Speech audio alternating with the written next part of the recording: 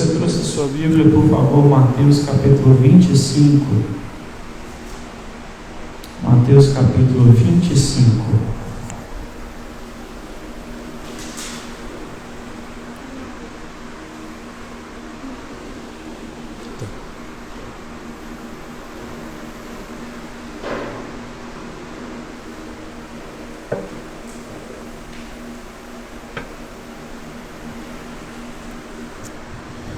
Mateus 25, nós vamos ler o verso de número 31.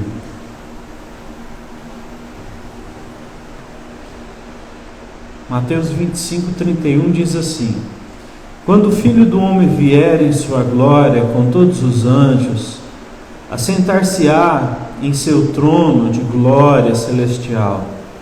Todas as nações serão reunidas diante dele e ele separará umas das outras, como o pastor separa as ovelhas dos bodes, e colocará as ovelhas à sua direita e os bodes à sua esquerda.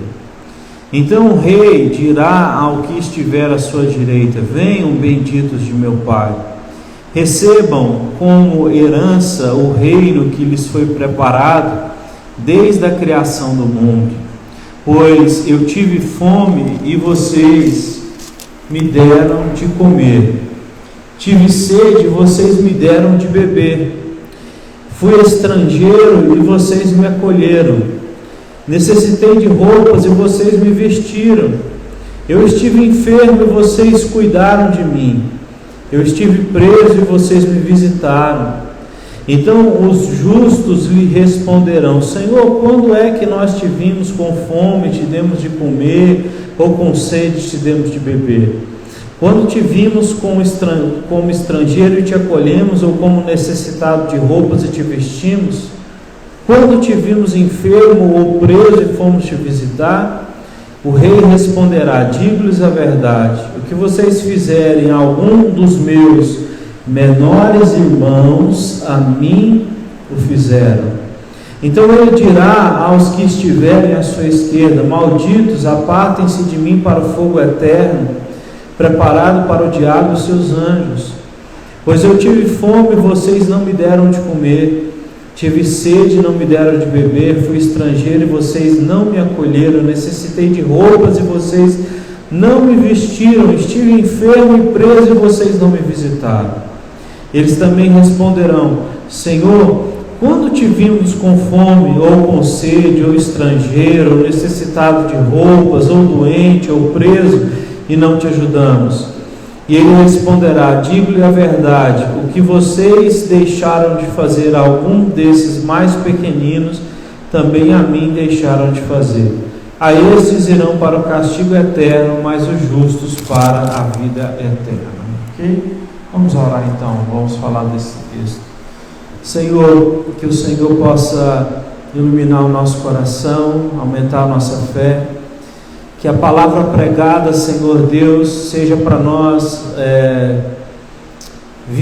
seja vivenciada no dia a dia, que nós possamos ver o cumprimento da Tua palavra no nosso dia a dia. Como disse João Calvino, quando a Bíblia fala, Deus fala, e quando Deus fala, céus e terra se movem. Quando Deus fala, as coisas acontecem. Quando Deus fala, tudo para, porque os céus e a terra e tudo que existe foi criado pelo Senhor, e Ele tem autoridade sobre todas as coisas. Nós estamos debaixo da Tua autoridade, te pedimos a graça e sermos edificados por essa palavra. É a nossa oração em nome de Jesus. Amém e amém. Amém? Recapitulando então brevemente, nós vimos no capítulo 24 o sinal do final dos tempos, né? O capítulo 24, Jesus pregou então uma mensagem falando sobre alguns sinais que aconteceriam quando o final dos tempos estivesse chegando. Nós então falamos sobre isso, já tem, estava fazendo as contas lá, já tem mais de um ano que nós estamos então no Evangelho de Mateus, né? Falando do Evangelho de Mateus aí passo a passo. No capítulo 24, então, a gente viu que além de Jesus falar sobre esses sinais que precederiam a sua volta, ele também deixa um conselho que nós não sabemos o dia nem a hora, portanto nós devemos ficar sempre vigilantes.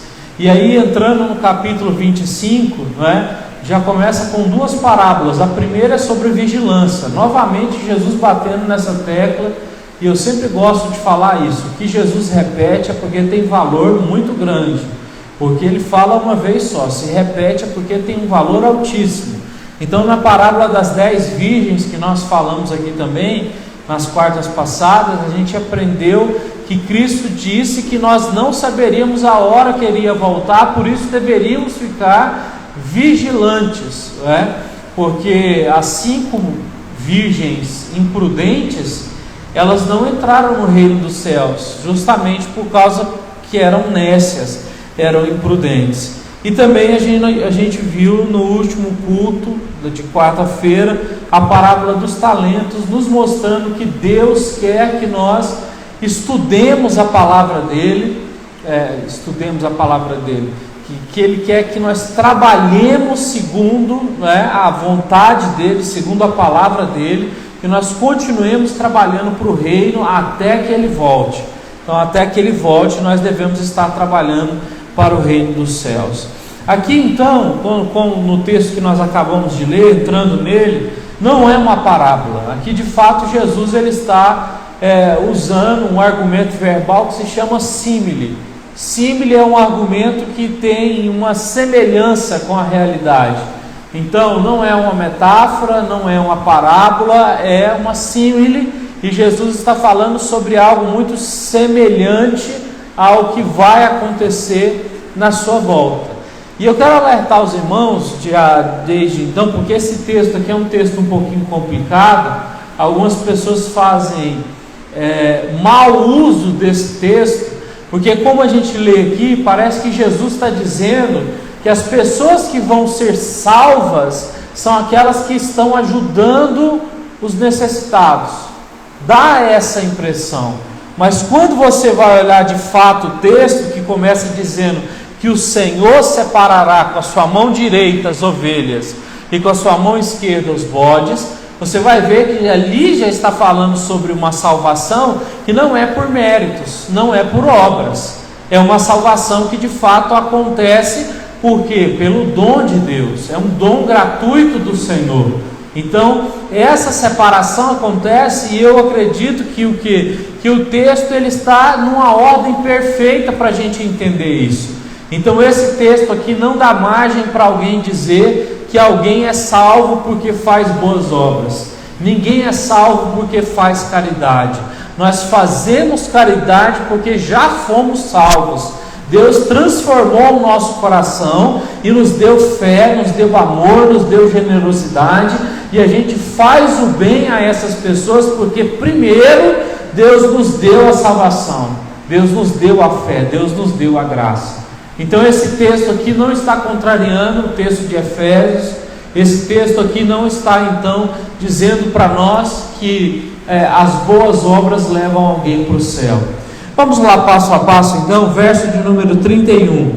Quando o Filho do Homem vier em sua glória, com todos os anjos, assentar-se-á em seu trono na glória celestial.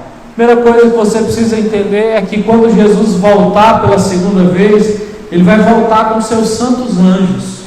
Então eu quero que você imagine essa cena. A Bíblia diz que todo olho verá, o Senhor virá dos céus com seus santos anjos, e aqueles que já estão com o Senhor, que vivem já no reino celestial, que já viveram nessa terra e foram fiéis, estarão com o Senhor também, Os mortos aí então se ressuscitarão, os corpos mortais dessas pessoas se ressuscitarão, serão transformados, e essa será então a reunião que acontecerá nos céus. Nós então nos reuniremos ali com o Senhor diante do trono dele, e ele virá então para consumar todas as coisas, que é para finalizar todas as coisas. Então o Senhor descerá com os seus santos anjos de uma forma tremenda, de uma forma aí celestial, e todo olho vai ver.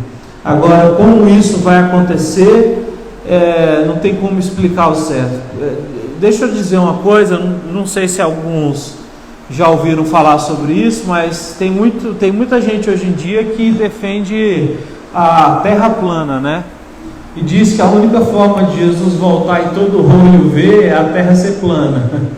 Isso não tem nada a ver, tá bom? A Bíblia não fala sobre terra plana, e a terra não é plana. Se você tem um pouquinho de cabeça e não vai muito por esse lado de teorias de conspiração, você sabe que a terra, ela não é plana, ok? Escute isso. Então, o fato de Jesus voltar e todo olho ver, as pessoas perguntam, mas como que vai ver? Né? Como que quem está no Brasil vai ver, quem está no Japão vai ver? Não é? Nós estamos num globo. Isso aí é a obra de Deus. Jesus Cristo é o Senhor, Ele é onipresente, e a obra é espiritual. Então, o que vai acontecer, né, o nosso Deus fará de uma forma maravilhosa e perfeita, que nós não podemos nem compreender. Por isso que Paulo diz: o que olho não viu, o que ouvido não ouviu, é o que Deus tem preparado. Então Deus tem preparado coisas que nós ainda não vimos, não ouvimos, não desceu ao nosso coração. Verso número 32: todas as nações serão reunidas diante dele. Então o que vai acontecer é isso: o Senhor vai voltar com os seus anjos. Aqueles que morreram no Senhor vão voltar junto com o Senhor também. Cristo vai glorificar o corpo, né? Aqueles que são cristãos estiverem vivos, e vai glorificar o corpo daqueles que já morreram e foram fiéis.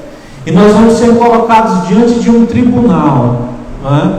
Que a Bíblia chama de tribunal branco, lá, tribunal do trono branco, né? E ali haverá os julgamentos de todas as pessoas que passaram na face da terra. E é Deus quem fará esse julgamento. E aqui Jesus então está dizendo que esse julgamento acontecerá, será um justo julgamento, né? As pessoas gostam de brincar que vai passar numa telinha tudo que as pessoas fizeram, mas na verdade ninguém é salvo pelo que fez, né? Nós somos salvos porque Cristo nos escolheu, porque Ele nos elegeu antes da fundação do mundo. Então, nós vamos todos estar diante desse tribunal aí, desse trono branco, para sermos julgados pelo Senhor. E aí o texto diz aí, né, que Ele separará as pessoas umas das outras, não é? Porque diante dele Ele separará umas das outras, como o pastor separa as ovelhas dos bodes. Nossa, essa palavra que é difícil de ser entendida aqui no Brasil, nos Estados Unidos também, porque nós vivemos num contexto muito inclusivista, né? Um contexto que quer incluir demais, todo mundo tem que ter os mesmos direitos e tudo mais, aquela coisa toda, né? Mas a verdade é que vai existir um julgamento, e nesse julgamento, o Senhor Deus vai mandar algumas pessoas para o inferno. Está na Bíblia.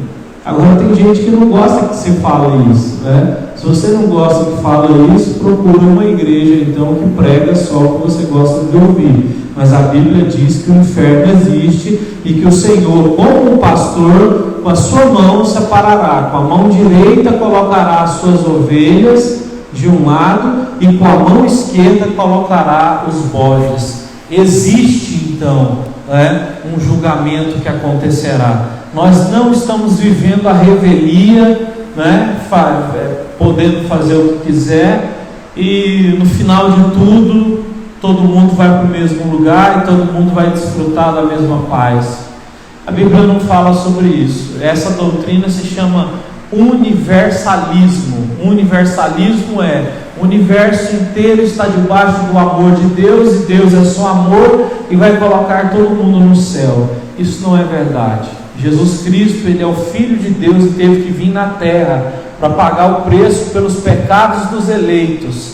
E o que? Deus não ia permitir que Cristo viesse à terra e morresse pelos eleitos para depois todo mundo ir para um quê? Para uma floresta encantada, não é? Ir para Disney, morar na Disney celestial, e todos estarão lá e ninguém vai sofrer. Negativo. A Bíblia diz que há uma separação, e o Senhor levará alguns para estar consigo para sempre, e outros serão separados para a condenação eterna. Verso 34: então o rei dirá aos que estiverem à sua direita: venham, benditos de meu Pai, recebam como herança o reino que lhes foi preparado desde a criação do mundo. Está vendo? O Senhor chama então, os que são escolhidos, os que foram eleitos, os que foram predestinados antes da fundação do mundo. O Pai chama, os coloca do lado direito e diz: vocês estão destinados a entrarem no meu reino. E o reino de Deus é aquilo que o nosso coração tem que esperar, porque se nós morrêssemos agora, não seria algo ruim no sentido espiritual. A sua alma não ficaria vagando, você não estaria dormindo, de fato você estaria diante do Senhor Deus Todo-Poderoso, mas ainda depois passaria por esse trono branco, mas sem possibilidade de mudança. Aqueles que morrem hoje e vão para o céu, eles não podem depois ser julgados no trono branco e serem colocados no inferno. Deus não está levando pessoas para o céu para testar elas e depois selecionar lá no céu quem vai continuar lá e quem vai descer. Não, quando nós entramos lá, nós entramos de forma perpétua e verdadeira. Então o verso de número 35 começa então essa segunda parte aí do texto: pois eu tive fome e vocês me deram de comer. O Senhor vai dizer uma característica então dessas pessoas que foram chamadas para o reino dos céus. Não quer dizer que é a característica que fez eles entrarem lá, como eu disse, ninguém é salvo pelas obras, mas é uma característica de quem é salvo. Então, tive sede e vocês me deram de beber, fui estrangeiro e vocês me acolheram, necessitei de roupas e vocês me vestiram, eu estive enfermo e vocês cuidaram de mim. Então os justos, essas pessoas escolhidas de Deus, justas, elas responderão: Senhor, quando te vimos com fome e te demos de comer ou de beber, ou quando te vimos como estrangeiro e te acolhemos, ou como necessitado de roupas e te vestimos, quando te vimos enfermo e fomos te visitar? E aí o Senhor responderá: digo-lhes a verdade, o que vocês fizerem a algum dos meus menores irmãos, a mim o fizeram. Aqui tem uma palavra-chave, que nos traz uma direção muito importante, que a gente precisa tomar até cuidado para falar também sobre isso, porque o texto diz que o Senhor diz que aqueles que fizerem essas coisas, ajudarem os seus menores irmãos, eles estão fazendo a coisa certa. Hoje nós vivemos uma situação muito difícil, que, por exemplo, como é que você sabe quem que você vai ajudar? Porque aparece um monte de gente, aqui na igreja mesmo aparece gente aí, as pessoas aparecem bêbadas, drogadas, pedindo dinheiro, e aí a gente fica pensando, a gente tem que dar dinheiro sempre, a gente tem que ajudar as pessoas sempre que elas pedirem, sempre que eu ver alguém na rua, sempre eu tenho que fazer alguma coisa. A questão é que é difícil, porque nós estamos num contexto diferente. Nós estamos vivendo uma época, por exemplo, em que as metrópoles, as cidades, elas são muito grandes. Na época aqui de Cristo, as cidades elas tinham no máximo 100 e poucos mil habitantes. Então nós não vivíamos nesse modelo de, vamos dizer assim, como é que eu posso dizer, de mendicância profissionalizada. Tem um livro muito bom que um pastor do Ceará escreveu, que chama A Máfia dos Mendigos. Ele se fantasiou durante um ano de mendigo e foi ficar lá nas ruas lá de Fortaleza e tal, para fazer uma pesquisa de campo, e ele escreveu esse livro. E ali eu li esse livro, e ele relata como a mendicância ela é profissionalizada. né? O que é mendicância profissionalizada? Existe todo um aparato, uma forma que essas pessoas usam e trabalham para que elas possam ganhar o dinheiro delas na mendicância de uma forma muito mais fácil e ganhar muito mais do que alguém que trabalha ganhando um salário mínimo, né? E ali nesse livro ele traz vários retratos de pessoas, de coisas que ele viu, que ele presenciou, né? Então é complicado. Nós vivemos então um período onde os mendigos, vamos assim dizer, os moribundos que estão na rua, eles são vitimistas, né? A maioria já foi ajudado de alguma forma. Eu costumo sempre dizer isso. A maioria já foi ajudado de alguma forma por igrejas aqui em Goiânia, né? Já foram ajudados até para sair das ruas, para ir para clínicas de recuperação.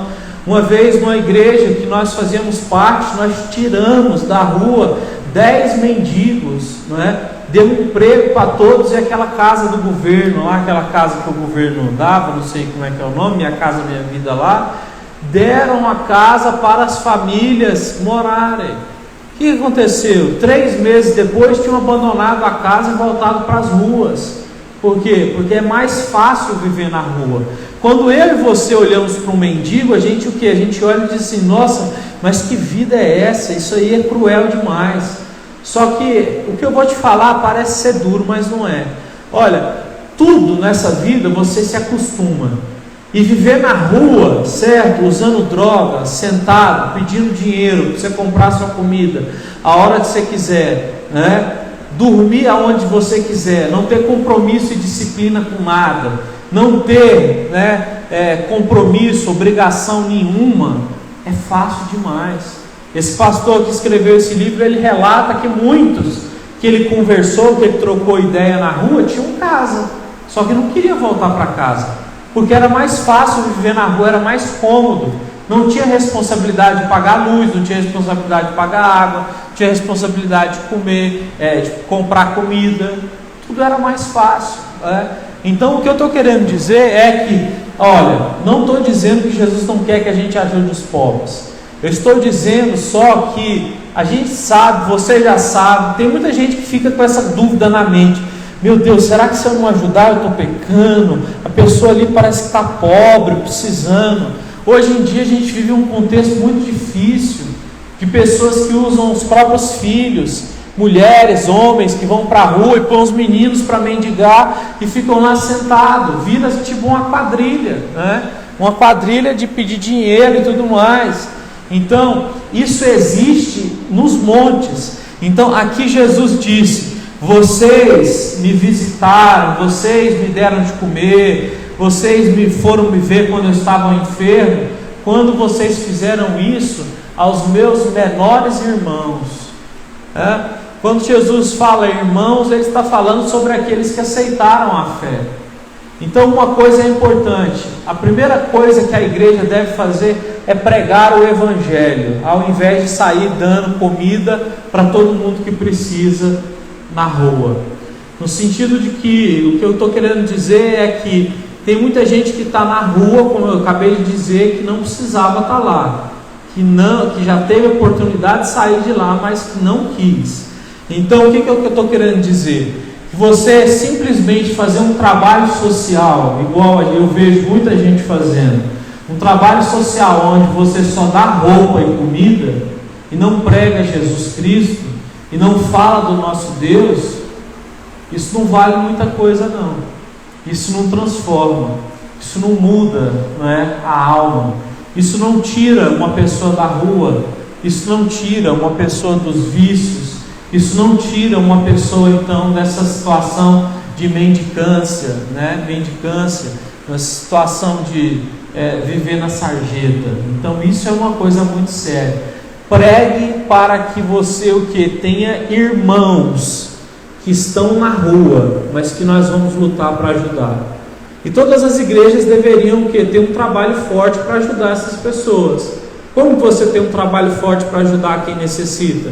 Tem que ter, as igrejas têm que ter apoio, convênio com casas de recuperação, com muita coisa, com muitas entidades diferentes. Então a igreja precisa do apoio de entidades filantrópicas também, para que a igreja, quando encontrar essas pessoas e pregar o Evangelho, possa simplesmente enviar essas pessoas para lugares que elas vão ser mais bem tratadas, que elas vão poder ter um tratamento dentário, ter um tratamento de alguma doença que porventura venha a ter, do alcoolismo, do uso de drogas, e por aí vai. Então, Cristo, Ele quer que nós, sim, ajudemos os pobres, mas nós temos que pregar a sua palavra. Então, pregue a palavra do Senhor. Uma coisa nesse livro que eu li que me chamou bastante atenção é que esse pastor disse que quando ele normal na vida dele, quando chegava alguém e pedia um dinheiro, a primeira coisa que ele fazia era chamar a pessoa para sentar e conversar com ele, numa lanchonete, alguma coisa. Só que geralmente a pessoa não queria, ela não queria se envolver, ela queria o dinheiro. E para quem dá o dinheiro, assim, é mais fácil também, porque se você está lá comendo num restaurante, aí você está lá na beirada do restaurante, aí passa alguém pedindo um dinheiro, é mais fácil você dar R$2 para parar de encher o saco, né, do que simplesmente se envolver com aquela pessoa e dizer: senta aí, você é de onde? Cadê sua mãe, seu pai, a sua esposa, o seu marido? Onde você mora? Né? O que está acontecendo com você? Esse tipo de envolvimento é um envolvimento que nós devemos ter com essas pessoas que são necessitadas. Essa não é uma visão dura demais. Eu considero uma visão bastante equilibrada e bastante sábia sobre como ajudar os necessitados, sobre como ajudar essas pessoas. E justamente quando a gente chama essa pessoa para esse envolvimento pessoal, você vai saber se você está falando com alguém que é da máfia dos mendigos ou com alguém que é mendigo de verdade. Porque tem gente que é mendigo de verdade e precisa de ajuda. Tem gente que chega pedindo uma marmitex, e é porque realmente a pessoa ela é uma pessoa que precisa de ajuda.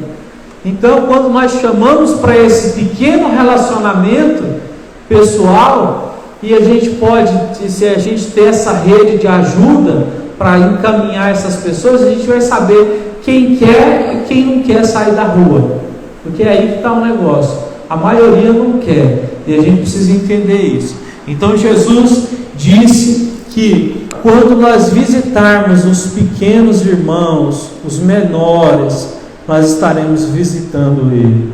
Então é de grande importância para Jesus o amor ao próximo. É de grande importância para Jesus nós fazermos o bem para aqueles que de fato necessitam.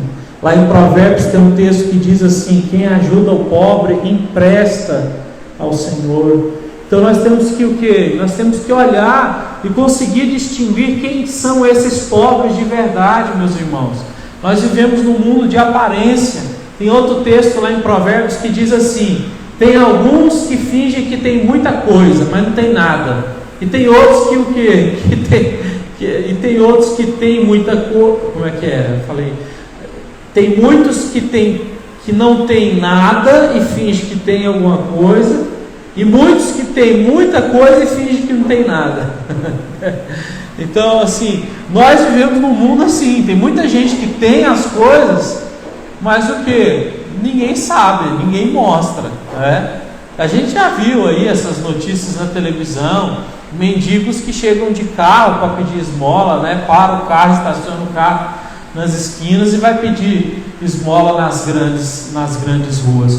Então, o que a gente precisa entender é que nós temos que aprender a ter essa sabedoria, pedir. A Bíblia diz: pede sabedoria e eu vou te dar, para a gente saber discernir quem são esses pobres, né, irmãos pequenos do Senhor, né, desses que são sem vergonhas, desses que usam a condição de mendigo para explorar as pessoas. Hoje em dia as coisas estão tão assim que, segundo uma pesquisa feita, que eu até li nesse livro, você sabe que hoje em dia o mendigo está ganhando mais dinheiro pedindo esmola com um cachorrinho na mão do que com criança, do que com um bebê na mão? O ser humano está tão doido que hoje em dia os animais, eles estão sendo mais valorizados que as pessoas. Então hoje em dia as pessoas estão indo pedir esmola com o cachorrinho na mão.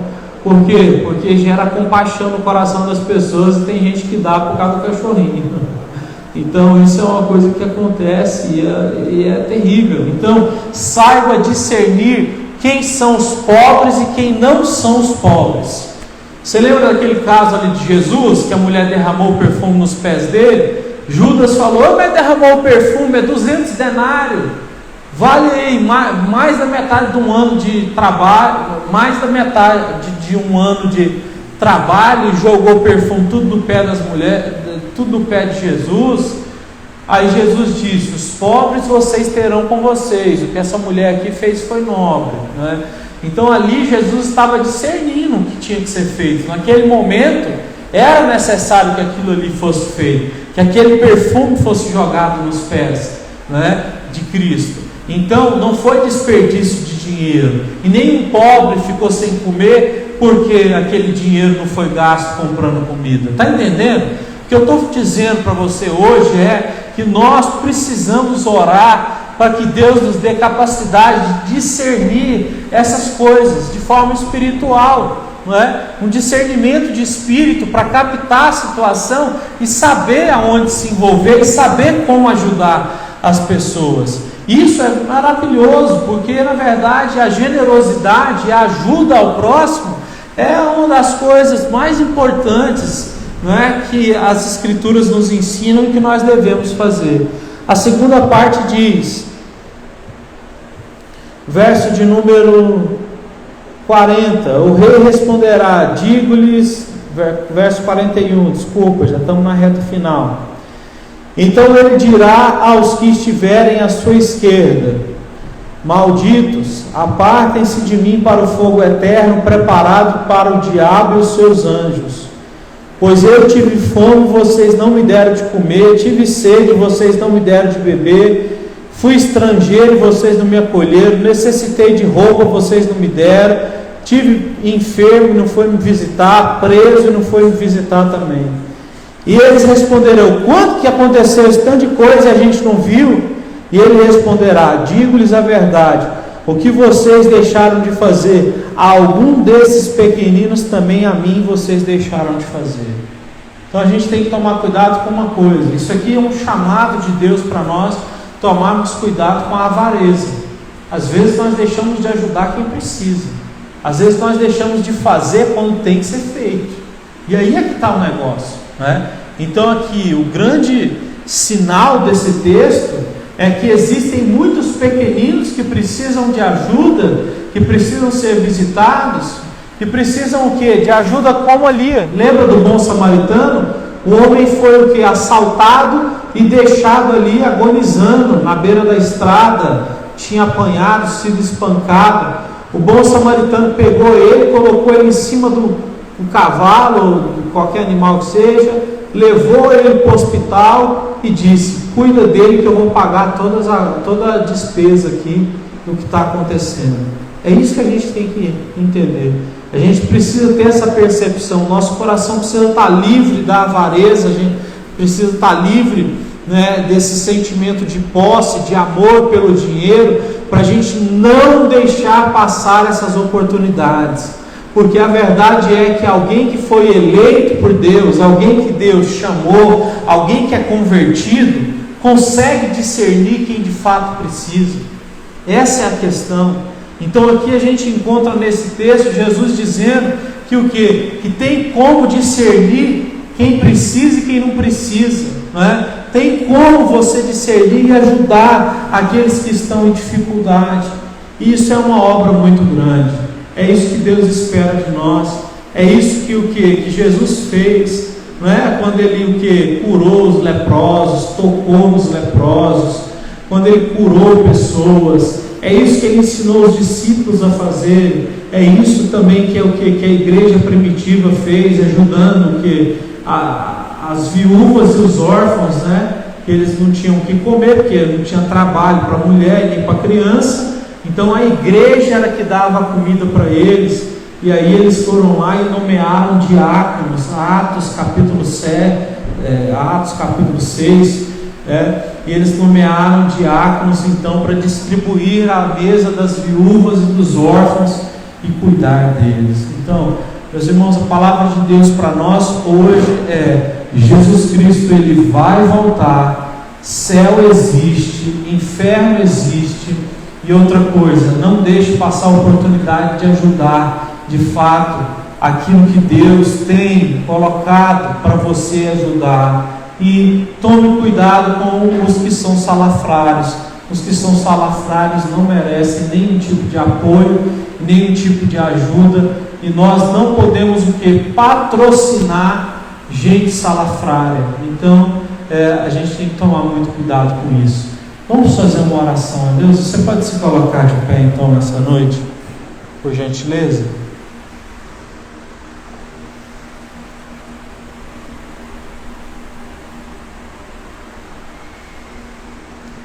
Que Deus nos ajude a praticar essa palavra, porque é isso que é o Evangelho, é praticar. Vamos orar.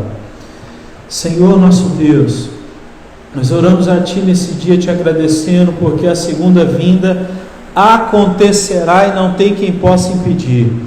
Obrigado porque existe, Senhor Deus, a salvação eterna das nossas almas, e no reino celestial não haverá choro, não haverá dor, não haverá pecado, não haverá contendas, não haverá avareza, não haverá prostituição, não haverá, Senhor Deus, vaidade. Nós estaremos, ó Deus, de fato diante da perfeição espiritual que o Senhor tem preparado para nós. Estamos aqui para lhe pedir sabedoria, para que nós possamos patrocinar, ó Deus, os pequeninos do Senhor, aqueles que de fato o Senhor tem levantado, ó Deus, para serem ajudados, sejam os pobres, sejam as viúvas, sejam os órfãos, sejam as instituições de caridade, sejam as igrejas. Pai, eu te peço que o Senhor não deixe com que as pessoas fiquem patrocinando lugares aonde simplesmente existe extorsão, aonde existe desvio, aonde existe, Senhor Deus, coisas que desagradam ao Senhor. Obrigado também porque a salvação não é pelas obras, Senhor, porque se fosse pelas obras eu poderia falhar, porque eu já posso ter falhado ajudando pessoas que na verdade eram más, que faziam parte de algum tipo de máfia para tentar explorar a generosidade do nosso coração. Mas obrigado porque a nossa salvação não é aí, a nossa salvação é pela graça, mediante a fé, e vem do nosso Senhor Jesus Cristo, é um presente. Obrigado pela salvação, obrigado por estarmos aqui. Dai-nos essa sabedoria, leva-nos como igreja, Senhor Deus, a ajudar, ó Deus, este povo que está sofrendo, Senhor Deus, seja na prisão, seja enfermo, seja, Senhor Deus, passando fome, seja passando sede, seja passando frio, ó Deus, usa-nos para ajudar essas pessoas, para que o Seu nome se torne mais famoso e mais glorificado, e que a pregação do Evangelho seja feita nesses momentos, porque, ó Deus, quando nós pregamos o Evangelho e damos as coisas para as pessoas, e existe uma conversão, aí de fato um milagre aconteceu, e é isso que nós queremos viver. Te agradecemos muito por esse texto, que traz à luz do nosso coração coisas tão belas e maravilhosas como essas. Muito obrigado por isso. Nós oramos em nome de Jesus. Amém e amém. Graças a Deus. Vamos cantar uma música então? Pode se assentar só um minutinho e a gente logo vai encerrar já.